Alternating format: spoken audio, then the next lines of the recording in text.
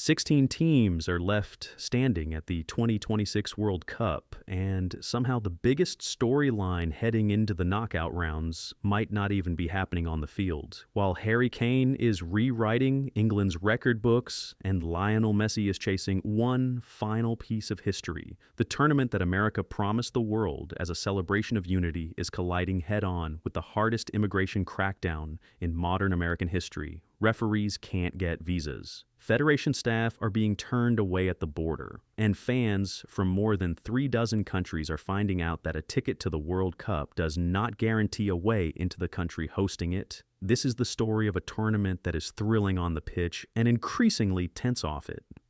Let's start with what just happened in Atlanta, because it set the tone for everything that followed. Democratic Republic of Congo, a team many casual fans could not have placed on a map a month ago, held England scoreless from the 7th minute deep into the second half. Their goalkeeper, Lionel Messi, turned in one of the most talked about individual performances of the entire tournament, denying header after header from Jude Bellingham, point-blank efforts from Harry Kane, and drive after drive from Marcus Rashford. For well over an hour, one of the wealthiest, most decorated squads in the competition simply could not find a way through a team playing in its first ever World Cup knockout match. Then, Kane did what history's great strikers do. In the 75th minute, he rose to meet an Anthony Gordon cross and leveled the score. 11 minutes later, he curled a finish into the top corner to send England through 2-1, moving to 13 career World Cup goals and passing a mark held for decades by the legendary Pelé. Congo went home, but not in disgrace. They led England for 68 minutes on the biggest stage in the sport, and that is a story their country will be telling for a generation, regardless of what happens next. That match was only one piece of an extraordinary round of 32 that reshaped the entire bracket. Canada needed a stoppage time goal from Steven Eustachio to get past South Africa, and the moment was made even sweeter by the return of Alphonso Davies back on the field for the first time since the group stage after recovering from injury. Brazil survived a scare from Japan, winning 2-1. Norway, powered by a decisive strike from Erling Haaland, eliminated Ivory Coast to record their first ever World Cup knockout win in the country's history. France looked like the team to beat after dismantling Sweden 3-0 behind a dominant performance from Kylian Mbappe. Mexico held on at home against Ecuador. Morocco continued a run that is quickly becoming the story of the tournament, eliminating the Netherlands on penalties after a 1-1 draw. And in maybe the single biggest shock of the knockout stage so far, Paraguay knocked out 4-time champions Germany in a penalty shootout that left an entire footballing nation stunned. Senegal came back to beat Belgium. The United States got past Bosnia and Herzegovina. Croatia eliminated Portugal on penalties in a match many believe was Cristiano Ronaldo's final World Cup appearance. Algeria beat Switzerland. Egypt eliminated Australia. Argentina put 4 unanswered goals past Cape Verde, and Colombia closed out the round by beating Ghana. 16 teams remain, and the path to the final has rarely looked more wide open. Here is how the knockout bracket lines up over the next 4 days, all set to unfold across 8 different host cities in the United States, Mexico, and Canada. On Saturday, the 4th of July, American Independence Day, 2 matches open the round. In Houston, Canada faces Morocco in an early afternoon kickoff, a genuine coin flip between two sides riding waves of momentum and belief that neither had before this tournament began. The winner heads to Boston for the quarterfinals. That same afternoon in Philadelphia, Paraguay takes on France, pitting the team that just eliminated the 4-time champions against arguably the most dangerous attacking side left in the competition. On Sunday the 5th, Brazil meets Norway in New Jersey in what many are calling the heavyweight matchup of the entire round. Erling Haaland's blistering, scoring form against a Brazilian side, finding its rhythm after a shaky start. Later that evening, England travels to Estadio Azteca in Mexico City to face the co-host nation in front of what will likely be one of the loudest crowds of the tournament. Monday the 6th brings the winner of Croatia and Portugal against the winner of Spain and Austria in Dallas, a fixture loaded with emotional weight, given the questions still swirling around Ronaldo's international future. That same night in Seattle, the United States faces Senegal in front of a sold-out crowd at Lumen Field, the host nation against an African side that just eliminated a genuine tournament contender. Tuesday the 7th closes out the round with Argentina facing Egypt in Atlanta, Lionel Messi hunting a signature moment in what may be his final World Cup against an Egyptian side that ground through a difficult group stage before finding its knockout stage form. And in Vancouver, Colombia takes on Algeria to complete the picture. Step back and look at the bracket as a whole, and the picture is almost absurd in its unpredictability. Paraguay and Morocco, two sides that just eliminated genuine giants of the sport, could realistically both be sitting in the quarterfinals within days. Meanwhile, England, Brazil, and Argentina all occupy the same half of the draw, meaning at most one of those three storied nations can reach the final in New Jersey later this month. But while all of that football drama is unfolding, a very different kind of story has been building for months. And it is impossible to talk honestly about this World Cup without addressing it directly. Since President Trump returned to the White House, his administration has pursued one of the most sweeping immigration crackdowns in recent American history, and the collision between that policy agenda and hosting the world's biggest sporting event has become impossible to ignore. Back in January, the State Department quietly ordered a pause on immigrant visa processing for applicants from 75 countries, a move officials described as necessary to prevent what they called abuse of the American immigration system. While the administration insisted the freeze targeted long-term immigration rather than tourism, the overlap with dozens of competing World Cup nations created immediate confusion for federations, sponsors, and fans alike. The travel restrictions go well beyond that single freeze. Over the months leading up to the tournament, the administration expanded a formal travel ban that now touches 39 countries in full or partial form, and several of those nations happen to have qualified for this very World Cup. Haiti, Iran, Senegal, and Ivory Coast are among the teams whose fans face serious barriers just to watch their own national squads compete on American soil. Civil rights groups and legal analysts have pointed out that the countries hit hardest by these restrictions are overwhelmingly Muslim-majority or African nations, a pattern more than one commentator has bluntly described as far from coincidental. The consequences have already played out in painfully specific ways.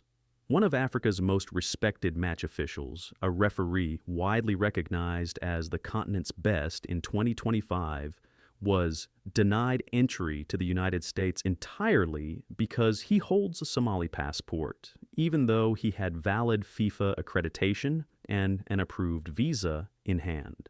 No detailed explanation was given, and under the current policy, none was legally required, since Somalia sits on the administration's travel ban list. Reports have also surfaced of Iranian Federation staff facing severe restrictions, with team members reportedly permitted to enter the country only on match days and required to leave immediately after the final whistle.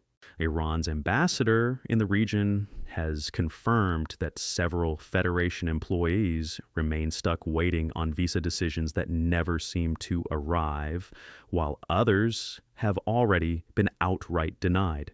FIFA's own leadership has tried to walk a careful line through all of this. President Gianni Infantino has repeatedly assured the public that fans and teams from every qualified nation will be able to attend without major obstacles, a promise that has grown harder to defend with each new report of a denied entry or a canceled travel plan. More than 80 civil rights and labor organizations sent a formal letter to FIFA well over a year before kickoff, warning that continued immigration enforcement operations across the country, including in several host cities, could put visiting fans at real risk. Critics have pointed out that FIFA collected substantial hosting fees and signed binding agreements with the United States government, and now finds itself watching those very agreements get filtered through an immigration agenda it never anticipated having to navigate. Immigration and customs enforcement has become its own flashpoint in this story.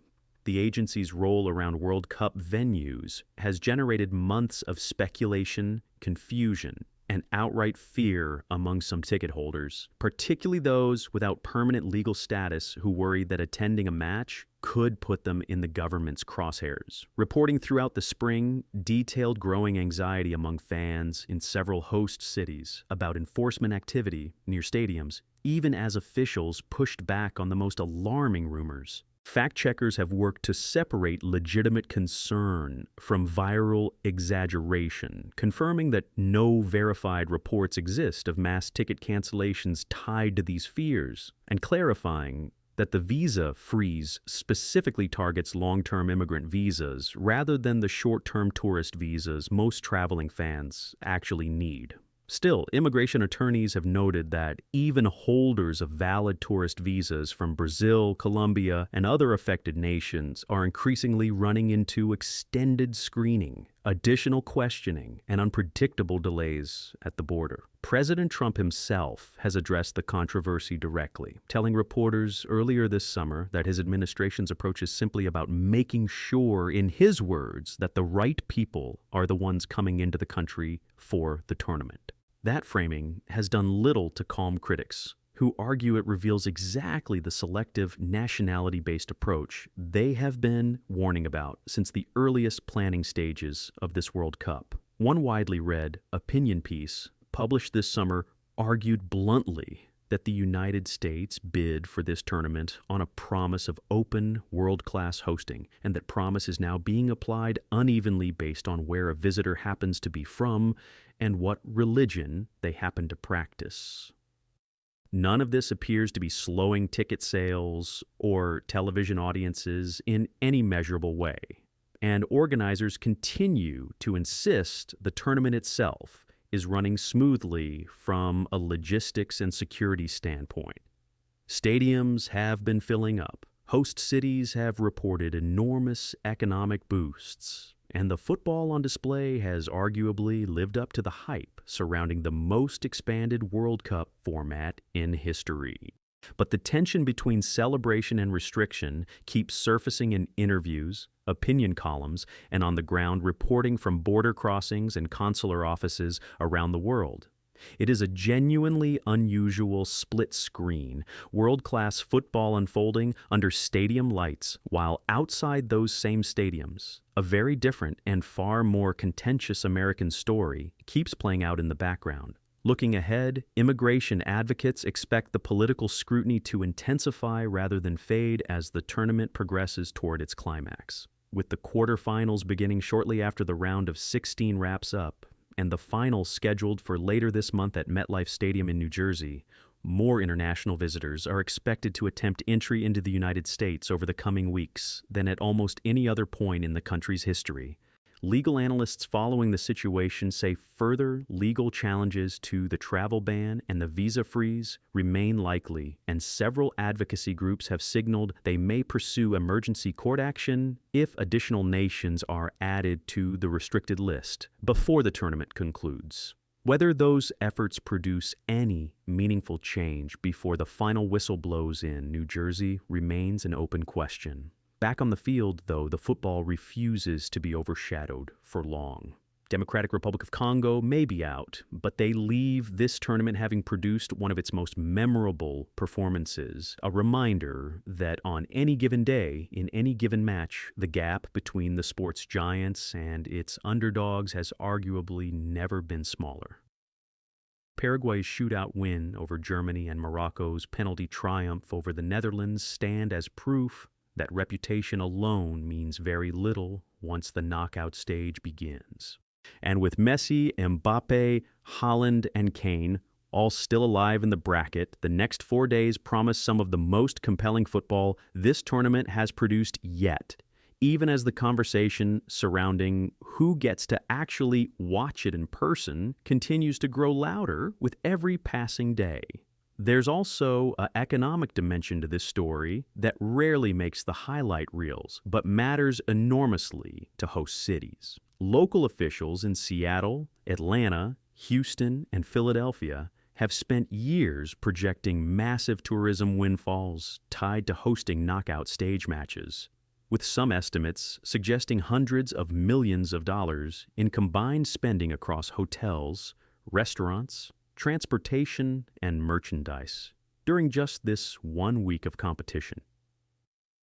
Chambers of commerce in several host cities have publicly celebrated sold-out hotel blocks and packed downtown districts, framing the tournament as one of the great economic opportunities in each city's history. Yet, business owners in immigrant-heavy neighborhoods near several stadiums have told reporters they are seeing a strange split, robust spending from wealthier international visitors, alongside noticeably quieter foot traffic from local immigrant communities who say they are staying home out of caution rather than risk any encounter with federal agents, even ones unrelated to the tournament itself. Human rights organizations monitoring the situation say this chilling effect is exactly what they warned FIFA about more than a year ago, when dozens of civil rights and labor groups first raised alarms in writing. Their argument at the time was straightforward: that hosting the world's most watched sporting event inside a country actively expanding immigration enforcement would inevitably create friction, regardless of how carefully organizers tried to separate the tournament from broader national politics. That prediction has, by most independent accounts, proven accurate. Legal scholars who study immigration law have noted that the current situation puts FIFA in an unusually difficult position, since the organization has no direct authority over a host nation's border policy, yet its brand and reputation are increasingly tied to how that policy plays out in the public eye over these coming weeks. Some governments whose citizens face the steepest restrictions have begun raising the issue through diplomatic channels rather than public statements.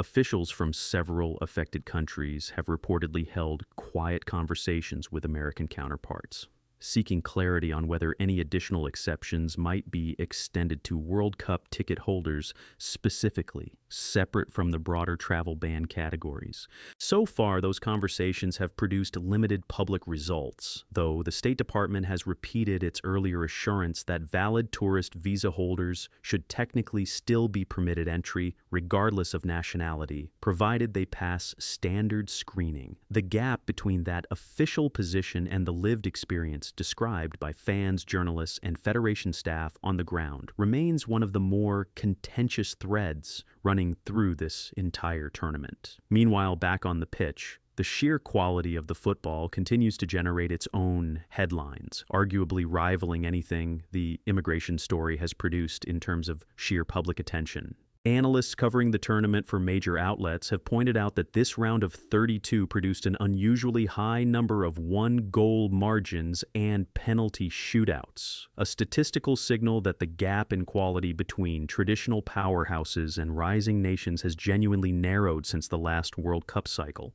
Morocco's continued surge, following a memorable run just a few years back, has led some pundits to argue that African football has entered a new competitive era, one where a deep semifinal or even final appearance from an African nation feels less like a fantasy and more like a realistic possibility within the next few tournament cycles.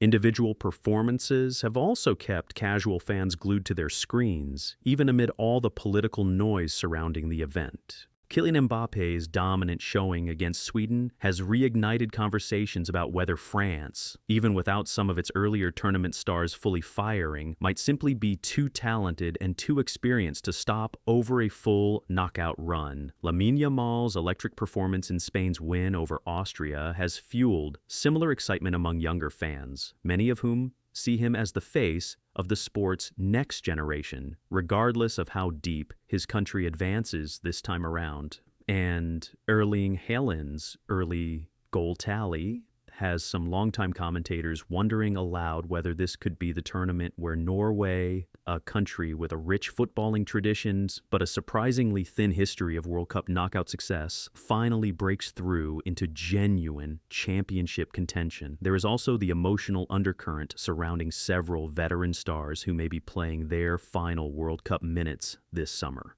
Cristiano Ronaldo's exit alongside Portugal in that penalty shootout against Croatia has already prompted a wave of tribute pieces and retrospectives across major sports outlets, with many treating the moment as a symbolic changing of the guard in international football, even though Ronaldo himself has not confirmed retirement from national team duty. Lionel Messi, by contrast, remains very much alive in the bracket, and his continued excellence at an age when most attacking players have long since faded has become one of the enduring storylines of the entire competition, adding extra weight to Argentina's upcoming clash with Egypt in Atlanta. Broadcasters covering the tournament in the United States have reported record-breaking viewership numbers for several rounds of 32 matches, suggesting that whatever political tension exists around the tournament's borders has done little to dampen actual American interest in watching the games themselves. Advertisers have reportedly paid premium rates for slots during marquee knockout matches, and streaming platforms have noted significant spikes in new subscriptions timed specifically around the opening weekend of the round of 16. That commercial success